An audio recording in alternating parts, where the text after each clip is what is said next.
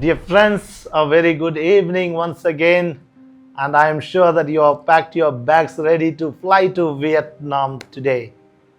And today, along with Father Joe, today we are going to explore about a beautiful shrine, Marian shrine in Vietnam, the shrine of Our Lady of Vang in Vietnam.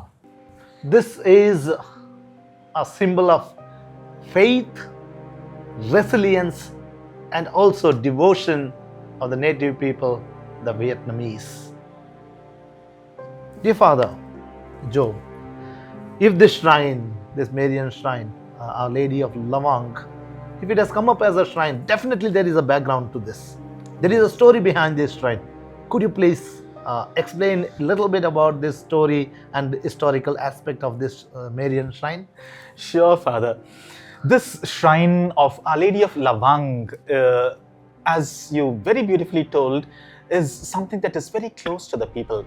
Because in the 18th century, or rather the late 18th century, during the persecution of Catholics under Emperor Khan Thin in the Tay Son dynasty in Vietnam, Catholics were massacred in large numbers.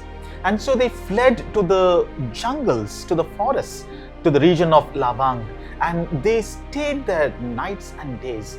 And they were in fear, they were children, they used to cry, they were struggling with food, and the bigger problem was poisonous insects and sickness that was constantly troubling them. It was at this time that in the year 1798, as they were hiding in these jungles, many of them reported this beautiful lady, our Blessed Mother, appearing to them time and again. And she always appeared to them with a baby in her hand, with child Jesus in her hand. And often she was accompanied by two angels. What a sign of comfort to people who are struggling and to people who are suffering in a very difficult situation. Every time Mary appeared to these people, these Catholics who were holding on to their faith, she insisted or reminded to these people to hold on to their faith, to persevere in spite of the persecution. She comforted them and she gave them that strength to go on. And that is why we call her a mother of resilience, not to give up, not to let go, not to feel let down. She continues to speak the same to us also today, not to let go, not to give up in the face of our struggles, our pain, probably our persecution too. And that is how this shrine became popular, Father. So when you are speaking about motherly comfort and presence, how blessed we are as Catholics, isn't it, that we have a mother who cares for us at any circumstance in our lives. That's something very beautiful to reflect and to understand this mother's love. Yes, Father. And something about the apparition. Not every apparition of Mary is approved by the Vatican. Neither is this particular apparition in Vang approved by the Vatican. But it is the popular devotion of people and it is very much accepted. It might not be a canonical apparition, but it is a popular veneration which the Church recognizes. And no wonder this particular shrine is raised to the status of a minor basilica recently in 2023. Joe, recently I was preaching a mission in one of our remote villages here. And when I was visiting the houses, and I saw a particular statue exist almost in every house. And suddenly this thought took me to Vietnam. Because when last time we had made a trip to Vietnam, we wanted to go to that particular shrine. And I exactly came to know this is Our Lady of Vang's image, how these people in the remote village here in India having it. Then later one of them told me that one of the priests who had gone for a pilgrimage gifted the entire parish with this beautiful image of Our Lady of Vang. Dear friends, if you look at that image of Our Lady of Vang, she is traditionally dressed in Vietnamese attire and she is holding child Jesus in her holy hands. And this symbolizes this mother of ours has identified herself with the people of Vietnam, those who were suffering, those who were struggling.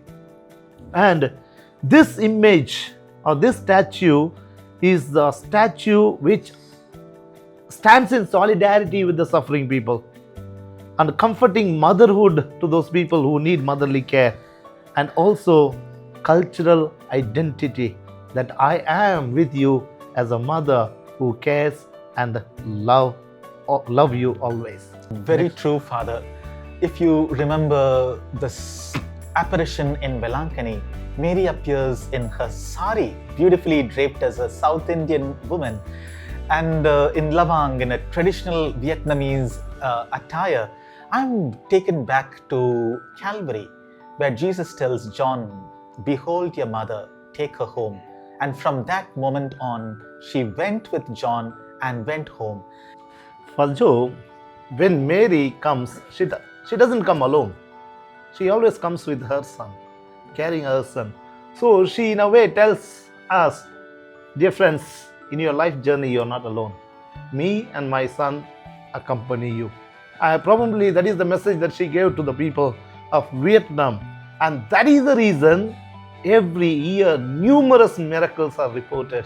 Many people come and experience our beloved mother's powerful touch and Redeemer's healing presence.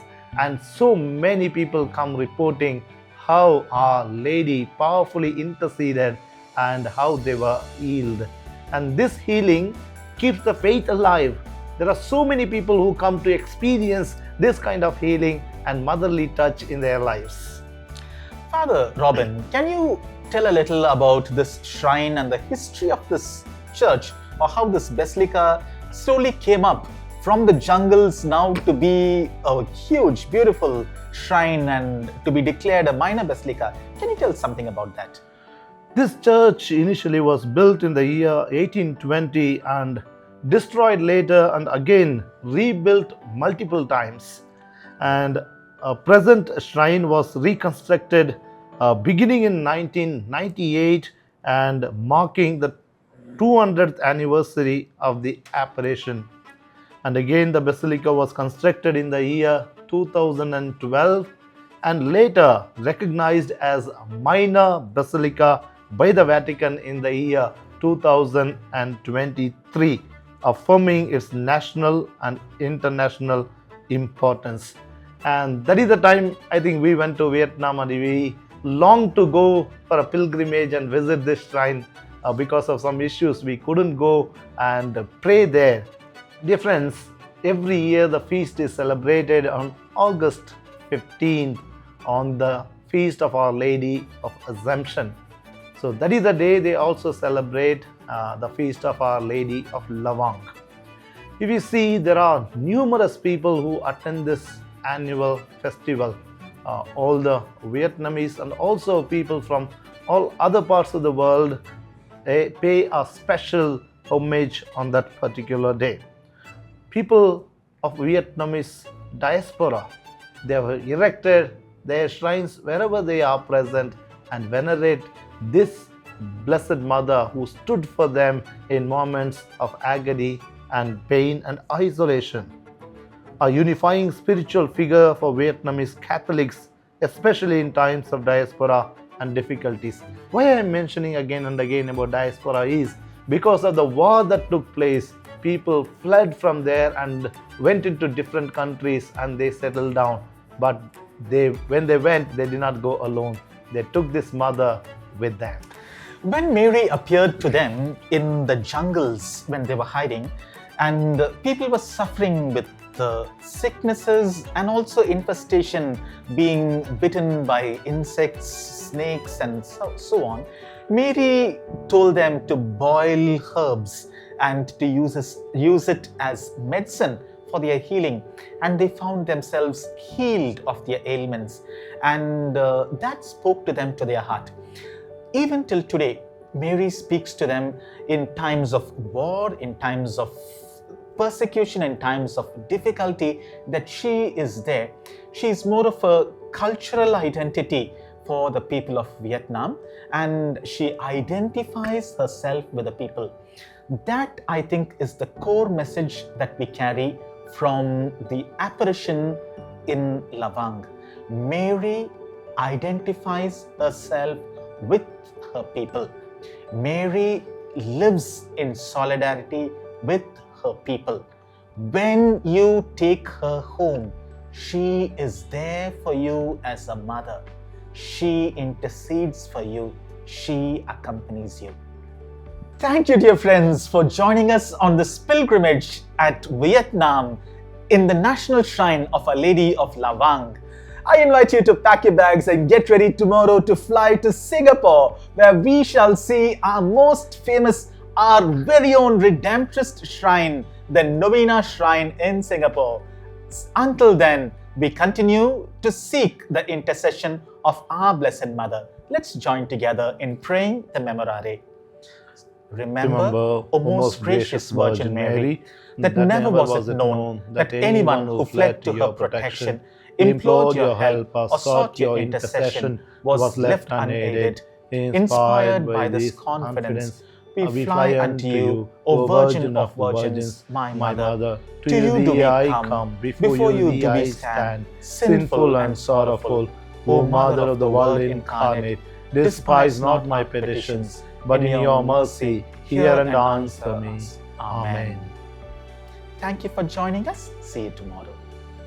Good night and God bless.